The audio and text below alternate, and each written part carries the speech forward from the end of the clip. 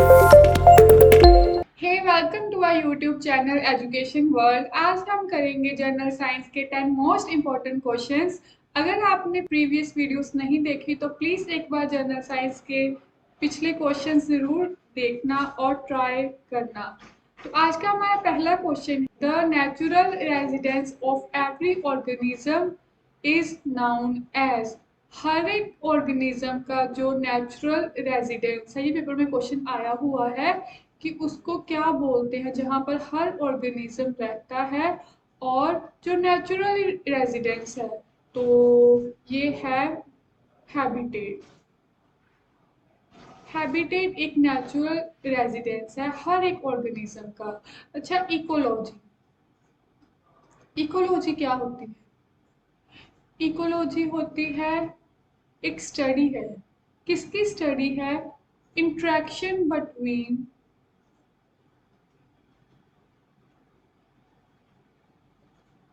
environment and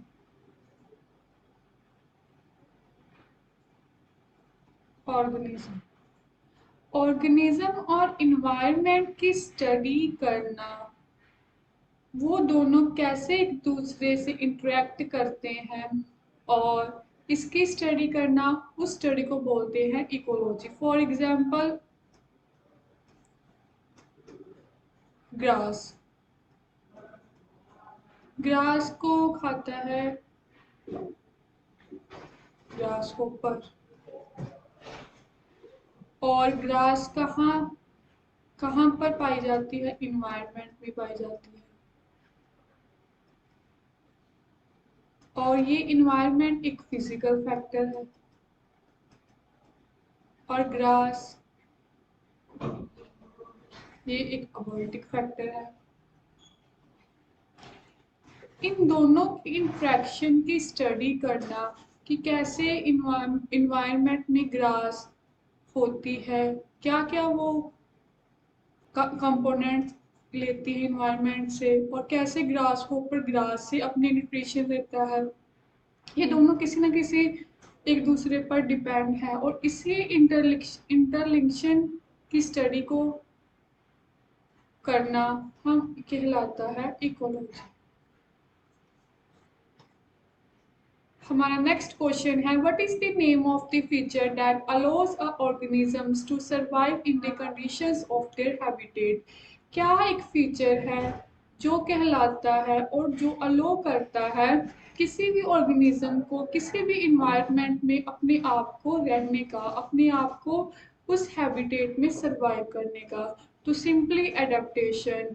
for example, एक एक पक्षी माइग्रेट होकर दूसरी कॉन्टिनेंट में चला गया, कंट्री से कंट्री या कंट्री से कंट्री चला गया या कॉन्टिनेंट से कॉन्टिनेंट चला गया, वो कैसे उस इन्वायरमेंट में अपने आप को, उस हैबिटेट में अपने आप को सरवाइव करवाएगा, उसको बोलते हैं, उस प्रोसेस को बोलते हैं अडेप्टेशन। अडेप्टेशन करवाएगा, अडेप्ट होगा। किससे अडेप्ट होगा? वहाँ के फिजिकल फैक्टर से, बायोलॉजिकल फैक्टर से,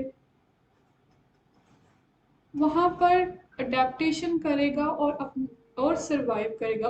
उसको क्या कहते हैं? अडेप्टेशन कहते हैं। हमारा नेक्स्ट क्वेश्चन है, Shelford's law of intolerance is named after. Important question है, पेपर में आता है कि शेल्फोर्ड्स लॉ ऑफ टॉलरेंस का नाम किसके सिद्धांत के बाद दिया गया? एर्नेस्ट शेल्फोर्ड। इसका क्या कहता है लॉ?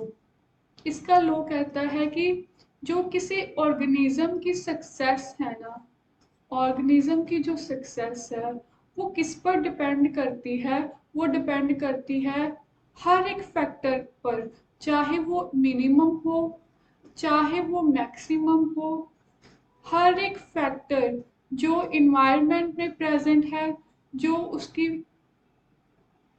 लाइफ में प्रेजेंट है, चाहे मिनिमम हो चाहे मैक्सिमम हो, हर एक फैक्टर उतना ही इम्पोर्टेंस रखता है उसकी सक्सेस में। ये लॉ दिया था शेल्फोर्ड्स लॉ ऑफ इंटॉलरेंस में, और ये नाम दिया गया किसके सिद्धांत के बाद? अर्नेस्ट शेल्फोर्ड के। Shalford's law of tolerance suggests that organisms with a wide tolerance limit for environmental factors show। इसके सेकेंड लॉ में कहा गया, पहले लॉ में बोला कि हर एक ऑर्गेनिज्म की सक्सेस किस पर डिपेंड करती है? हर एक फैक्टर जो इन्वायरमेंट में प्रेजेंट है, चाहे बड़ा है चाहे छोटा है। और सेकेंड लॉ में उसने बोला कि फैक्टर्स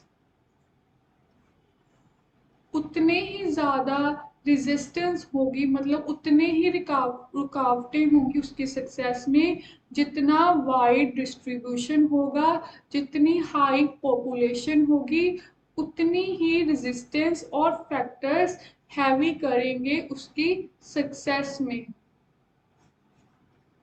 तो क्या शो करता है environment factor? Show wide distribution with high population. हमारा नेक्स्ट क्वेश्चन है a wide variety of living organisms is called.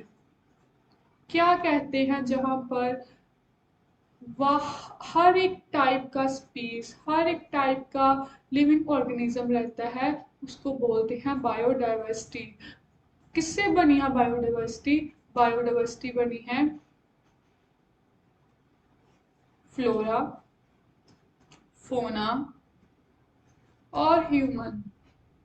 Flora हो गए हमारे प्लांट्स, फोना हो गए हमारे एनिमल्स, और ह्यूमन हो गया इंसान। तो इसके कॉम्प्रोमाइज से बना हुआ है biodiversity, a variety of living organisms. हमारा नेक्स्ट क्वेश्चन है animal adopts a similar state like sleep to reduce their metabolic rate, it is called.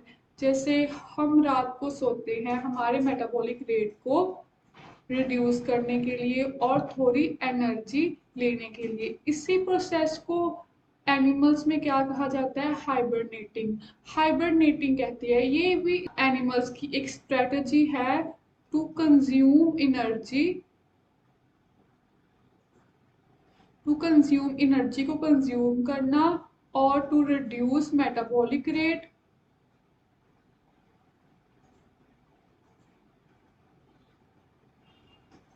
और अगर किसी दिन एनिमल्स ने खाया नहीं है तो वो क्या करते हैं? हाइबरनेटिंग करते हैं, मतलब अपनी एनर्जी को कंज्यूम करते हैं और फिर डेली प्रोसेस अपना शुरुआत करते हैं। हमारा नेक्स्ट क्वेश्चन है हाइनास एंड वल्चर्स आर। सबसे पहले तो हाइनेस क्या और वल्चर्स, ये तो बर्ड्स है। हाइनेस भी एक बर्ड का स्पीस है, वल्चर्स भी आपको सभी को पता है एक बर्ड है। तो उसको क्या बोलते हैं? उसको बोलते हैं सिक्वेंजर्स। सिक्वेंजर्स क्या होते हैं? वो बर्ड्स जो किस पर डिपेंड होते हैं? डेड और डिकेइंग माइक्रो ऑर्गेनिज्म, जो मर चुके हैं उन पर जो फीड करते हैं, उन बर्ड्स को क्या बोलते हैं? सिक्वेंजर्स। आप सभी को पता है कि ओमनी वायरस को क्या क्या कहते हैं? जो वेजिटेरियन भी होते हैं और नॉन वेजिटेरियन भी होते हैं। कार्निवोरस जो किस पर डिपेंड होते हैं? नॉन वेज पर। हार्बिवोरस जो सिर्फ प्लांट्स खाते हैं। ओमनीवायरस दोनों, कार्निवोरस मीट वाले और हार्बिवोरस plants। A mutual relationship between two organisms where both of them are benefiting from watching the other is called mutualism। क्या है म्यूचुअलिज्म? म्यूचुअलिज्म होता है एक स्पीस जब दूसरी स्पीस पर डिपेंड है तो उस रिलेशन को बोला जाता है इकोलॉजी में mutualism. One species is dependent on second species in any factor in any factor it is called mutualism बोलते हैं। फॉर एग्जाम्पल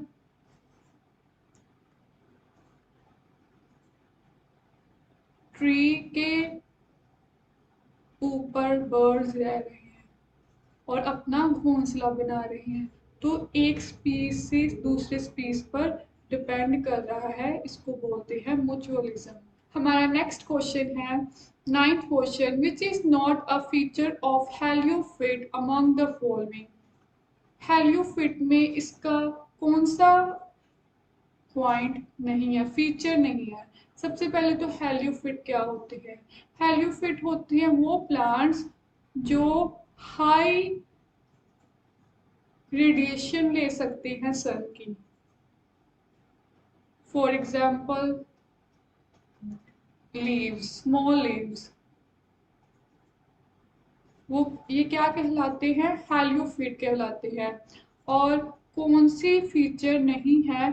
तो याद रखना स्टेम विद लॉन्ग इंटरनोड्स, इनकी फीचर नहीं है। न्यूमरस रूटलेट्स होते हैं, लॉन्ग लेटरल रूट्स होते हैं, वाइब्रस फ्रूटिंग और फ्लावरिंग होती है। Which of the following is not a feature of R selected species? सबसे पहले तो R selected species क्या होती है? R selected species होती हैं जो पेरेंटल केयर नहीं करती,